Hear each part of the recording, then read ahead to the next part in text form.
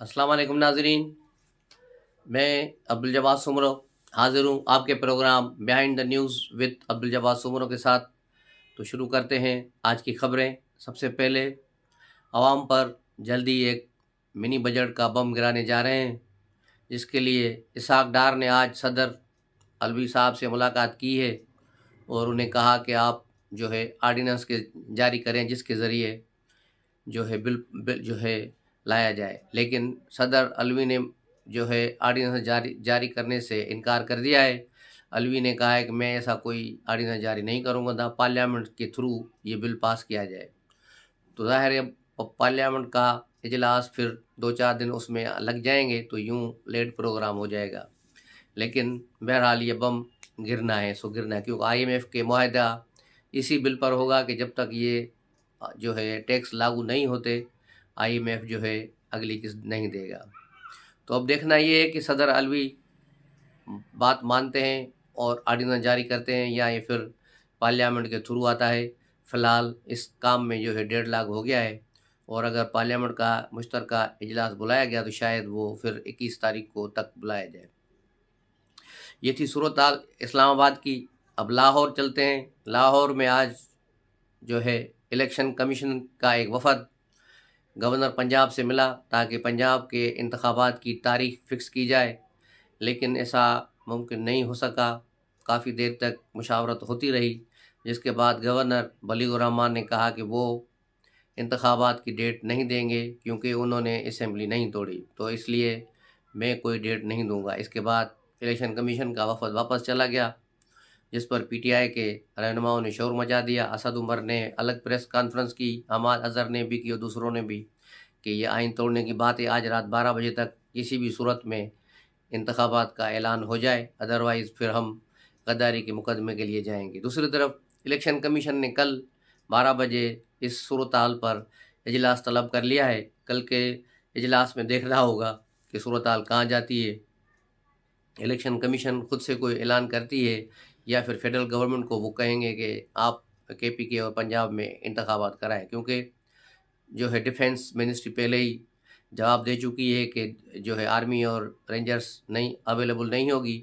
उसके अलावा ministry of finance ने भी जवाब दे दिया है कि हमारे पास फंड्स नहीं है। जिस तरह इमरान खान पिछले 3 दिनों से अपनी तकरीरों में और प्रेस कॉन्फ्रेंस में तरले मिन्नतें कर रहे हैं कि किसी भी तरह से उन्हें इंतखाबात दें, तो ये सूरत हाल PTI के लिए भी ख़राब है। वैसे आइन पर अमलदारी होनी चाहिए, लेकिन जो मुल्क के हालात हैं उसके पेश नज़र ये ज़रूरी है कि तमाम आम इंतखाबात यकसा हों, वो फिर जून में हों या जून के बाद हों, बजट के बाद हों, लेकिन ये सूरत हाल हो जो है एक साथ होनी चाहिए ताकि कौम का पैसा बचे। क्योंकि एक एक इंतखाबात पर 20 से 25 अरब रुपए का खर्चा होगा।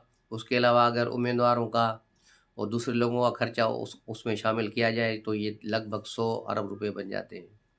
तो इतना बड़ा खर्चा बार बार करना, ज़मीनी इलेक्शन भी हो रहे हैं, 60 हलकों में वो हो रहे हैं, उधर से जो है सूबाई असम्बलियों के इंतखाबात होंगे, उसके बाद फिर कौमी असम्बली और सिंध असम्बली और बलूचिस्तान असम्बली के इंतखाबात होंगे। तो यकीनन ये बहुत बड़ा इस ख़जाने पर बोझ पड़ेगा और माली बुरहान जन्म लेगा, क्योंकि इंतखाबात कराना कोई बच्चों का खेल नहीं होता। तो ये सारी सूरत हाल बड़ी तकलीफ़देह होगी। उसके अलावा मियाँ नवाज़ शरीफ के जो है बेगुनाह होने पर एक और गवाही आ गई है, और ये गवाही बड़ी अहम है, और ये गवाही दी है जनरल बाजवा ने। उसने एक तीसरे सहाफ़ी को, पहले उसने कामरान खान, मंसूर अली खान और फिर जावेद चौधरी से बात की, लेकिन अब उन्होंने आफ्ताब इकबाल को बात की है, जो एक मज़ाहिया प्रोग्राम करते हैं TV पर, क्योंकि अंदर से वो बड़े इमरानडू हैं। तो जनरल बाजवा ने उनके थ्रू इमरान खान को मैसेज कराया है। तो बकौल आफ्ताब इकबाल के कि जनरल बाजवा ने मुझे फ़ोन करके कहा कि मैं इमरान खान को बता दूं कि मेरे पास बहुत कुछ है, अगर मैंने मुंह खोला तो इमरान खान कहीं का नहीं रहेगा। आफ्ताब इकबाल ने कहा, बाजवा ने कहा कि इमरान खान की ऑडियो वीडियोज़ जनरल फैज़ ने नहीं, लेकिन हमने बनवाई हैं और हमारे पास महफूज हैं। तो इसका मतलब है कि जनरल फैज़ अलग से बना रहा था, बाजवा साहब अलग से बना रहे थे। और जनरल बाजवा ने ये भी बात कही कि नवाज़ शरीफ के ख़िलाफ़ जो है मुकदमे हैं वो हमने बनाए थे। इससे पहले इमरान खान खुद कह चुका है कि मेरे लिए स्पेस बनाने के लिए नवाज़ शरीफ को जो है कि اس کیس میں پھنسایا گیا۔ یہ حال ہی میں 15-20 دن پہلے عمران خان گواہی دے چکے ہیں، جنرل فیض بھی گواہی دے چکے ہیں، تو تین گواہیاں آ چکی ہیں نواز شریف کی فیور میں۔ باقی رہے 2 جج جنہوں نے سزائیں دی تھی، ایک ثاقب ناصر تھا اور ایک موجودہ جو سابق کھوسہ صاحب تھے، جسٹس کھوسہ۔ تو یہ 5 کا ٹولہ جس میں تینوں نے اعتراف کر دیا ہے، 2 تو جج ہیں، ان کے بارے میں عوام اچھی طرح جانتے ہیں کہ وہ کیا ہیں، تو اس پر مزید بات کرنے کی ضرورت نہیں ہے، وہ خود بخود لوگ سمجھ سکتے ہیں۔ جن لوگوں نے سزائیں دی وہ کیسے کہیں گے کہ ہم نے غلط سزا دی، لیکن جنہوں نے سزائیں دلوائیں انہوں نے بھی کہا ہے، اور جس کے لیے سزا دی گئی اس نے بھی مان لیا ہے کہ ہاں نواز شریف کو پھنسایا گیا تھا۔ تو یہ ساری صورتحال ہے۔ اس کے علاوہ آج مریم نواز نے عمران خان کے کل اس کے بیان کو جو اس نے امریکہ کے فیور میں دیا کہ امریکہ بے گناہ ہے، باجوہ گناہ گار ہے میرا، تو اس پر مریم نواز نے بہت دھواں دار پریس کانفرنس کی اور عمران خان کو لتاڑا اور کہا کہ وہ 10 مہینے کا حساب دیں کہ اس نے 10 مہینے سے ایک جھوٹا بیانیہ بنایا جس سے پاکستان اور امریکہ کے تعلقات خراب ہوئے، دوسرے ملکوں کے تعلقات خراب ہوئے، اور یہ جو ہے عمران خان نے اتنا گند مچایا، اتنا زہر پھیلایا اور معاشرے کو تقسیم کر دی کہ بس یہ غدار ہیں، عمران خان کے جو مخالف ہیں یہ سارے غدار ہیں، یہ امپورٹڈ حکومت ہیں۔ اب وہ سارے لوگ بقول مریم کے، اور اس کا میں نے بھی کل بھی بلاگ میں یہی کہا تھا کہ وہ سارے لوگ اب کہاں جائیں گے جو اپنی گاڑیوں پر ایبسولوٹلی ناٹ، غلامی نامنظور، اس قسم کے نعرے لگا کے پھرتے ہیں، امریکہ نامنظور۔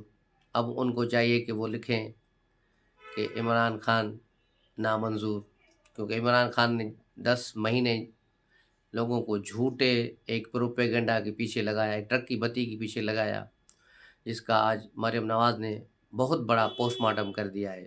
مریم نواز کی پریس کانفرنس سننے کے لائق ہے اور یوٹیوب پر موجود ہے، سب دوستوں کو چاہیے، ٹویٹر پر بھی ہے، اس کو دیکھنا چاہیے۔ اس میں جو اس نے نکات اٹھائے ہیں بہت ہی جاندار ہیں۔ عمرانی بیانیے کو جس طرح، کیونکہ گورنمنٹ کبھی جلسے نہیں کرتی، تو گورنمنٹ کا کوئی وزیر پیپلز پارٹی سے یا پی ایم ایل نو سے کسی نے بھی عمران خان کے خلاف کوئی جلسہ نہیں کیا، تو یہ بڑا کھل کے کھیل رہا تھا، اکیلا ہی پورا ایک جنگل کا شیر بنا گھوم رہا تھا۔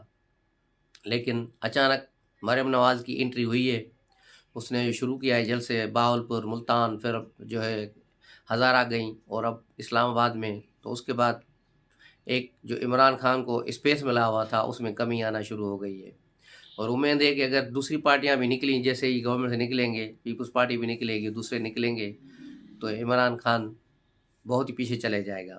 عمران خان کا ایک اور بیانیہ جو ہے وہ بھٹو صاحب کے حق میں بات کرتا ہے کہ بھٹو صاحب نے یہ بہت اچھا کام کیا تھا، بھٹو صاحب واحد لیڈر تھے جن کی وزارت خارجہ آزاد تھی۔ یہ بھٹو صاحب کی تعریفیں کیوں کرتے ہیں؟ اس کی وجہ صرف یہ ہے کہ پیپلز پارٹی کے پنجاب میں جو پارٹی کم ہوئی، وہ لوگ سارے پی ٹی آئی کی طرف موو ہوئے تھے، مائیگریٹ کر کے پیپلز پارٹی سے پی ٹی آئی میں۔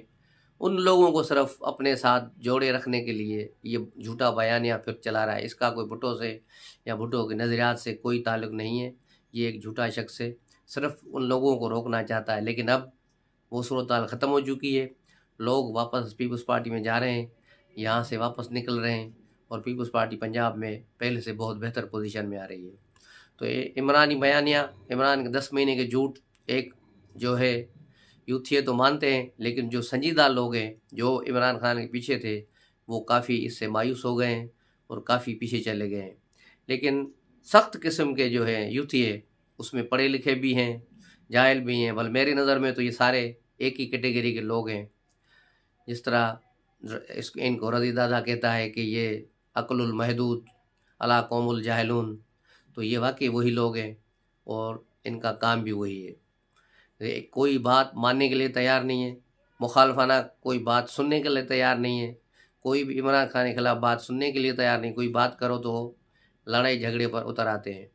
ان سے کسی بھی سیاسی پارٹی پر سے آپ کسی بھی قسم کا سیاسی اختلافی بیان بات کرو تو وہ بات کرتے ہیں، اور جواب کے بدلے میں جواب ہوگا، دلیل کے بدلے میں دلیل ہوتی ہے، لیکن یہاں جواب کے بدلے میں آپ کو گالی ملے گی، کیونکہ یہاں ان کا جو دماغی لیول ہے وہ اس نہج پر ہے کہ بس عمران ہے تو ٹھیک ہے، باقی نہیں تو کچھ نہیں۔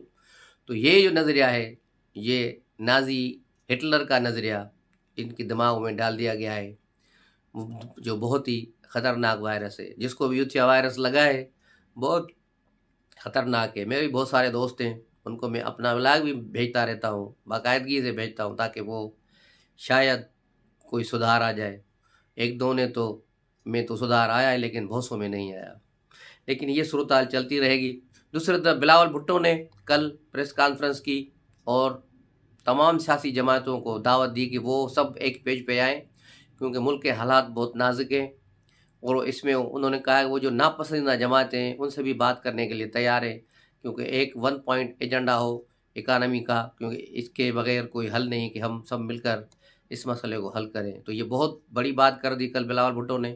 ایک بہت بڑا ایشو ہے معیشت کا، اور اس پر سب کو واقعی مل بیٹھ کر کام کرنا چاہیے.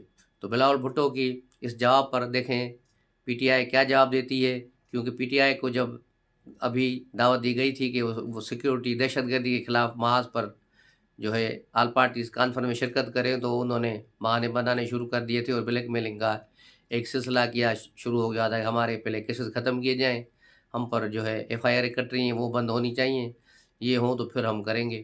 یعنی انہوں نے جو 4 سالہ جرائم کیے ہیں، جو کرپشنیں کی ہیں، جو گوگی جو ہے بشرا بی بی نے جو لوٹ مار مچائی، ان کو بھول جاؤ، وہ ساری چیزیں ختم ہو جائیں. عمران خان کی جو منی لانڈرنگ ہے وہ سمجھیں ختم سمجھو، اس کے بعد پھر کوئی بات بنے گی. تو یہ بلیک میلنگ کا سلسلہ اگر چلا تو پھر پی ٹی آئی سے مذاکرات کیسے ہو سکتے ہیں. دوسری طرف ایک اور خبر کہ عمران خان کے خلاف اسلام آباد اور کراچی میں ایف آئی اے کا مقدمے پہلے سے قائم ہیں منی لانڈرنگ کے. اب ایک اہم کیس جو ہے منی لانڈرنگ کے حوالے سے ایف آئی اے لاہور بھی جمع کرانا چاہ رہی ہے، جو لاہور میں اس نے اکاؤنٹ کھولے ہیں اور وہاں پیسوں کی خرد برد ہوئی ہے. وہاں اس کا ایک شفیع نامی شخص ہے جس کو پہلے گرفتار بھی کیا گیا تھا، بعد میں ہائی کورٹ نے اسے ضمانت پہ چھوڑ دیا. ایک ٹویٹر پر ٹرینڈ بھی چل رہا ہے داماد ہائی کورٹ. یہ لاہور ہائی کورٹ کو کہا جا رہا ہے کیونکہ اس کے چیف جسٹس کے داماد جو پی ٹی آئی کے اہم رکن ہیں، فیصل آباد سے اور وزیر بھی رہے ہیں، تو اس کی وجہ سے بھی لاہور ہائی کورٹ کے فیصلوں میں بڑی لچک ہے. وہ آئین سے ہٹ کر پنچایتی فیصلے دے رہے ہیں، اور اسی وجہ سے پی ٹی آئی جو ہے الیکشن کمیشن کے خلاف دوسرے سارے کیسز، اب توشہ خانہ کیس بھی لاہور ہائی کورٹ میں لائیں، کیونکہ یہاں ان کو امید ہے کہ یہاں یہ داماد کورٹ ہے، یہ ہمیں چھوڑ دیں گے، یہاں پر ہمیں انصاف ملے گا، باقی اسلام آباد یا سپریم کورٹ میں نہیں ملے گا. تو یہ سارے ادھر آ گئے ہیں.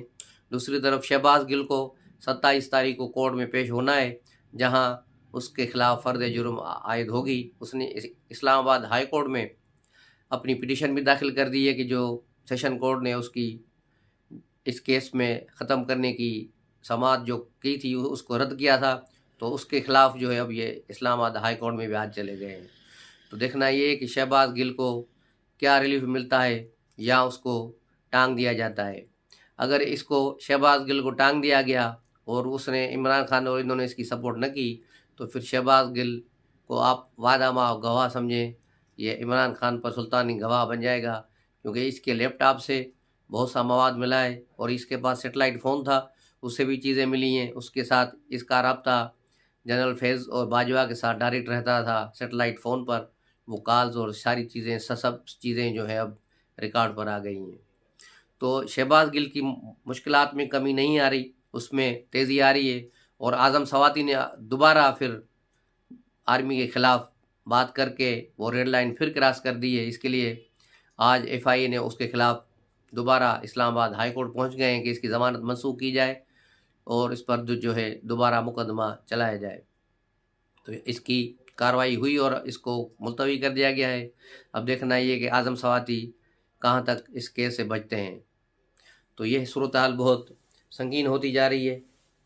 شیدا ٹلی اور شیخ رشید، اس نے بھی ایک جو فرمائی پروگرام کر دیا ہے الیکشن کمیشن کو. اس نے ایک خط لکھا ہے، اس خط میں اس نے لکھا ہے کہ وہ فرمائش کی ہے کہ اسے انتخابات ضمنی الیکشن میں جو کھڑا ہوا ہے NA 62 سے، تو اس کے لیے اسے لیاقت باغ میں انتخابات سے ایک دن قبل جلسہ کرنے کی اجازت دی جائے.